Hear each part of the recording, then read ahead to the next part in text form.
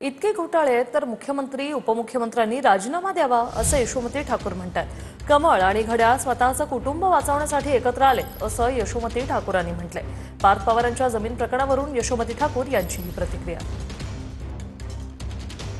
Digvijay पाटीलवर FIR होतो, Parth पवारवर FIR होत नाही आणि खडसेंच्या नावाने बोंबाबोंब ज्यावेळेला झाली त्यावेळेला त्यांना राजीनामा द्यावा लागला। मग अजितदादांनी राजीनामा का द्यावा नाही?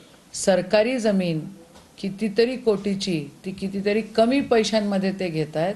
म्हणजे सगळं या भाजपची वॉशिंग मशीनचं काम सगळं आहे।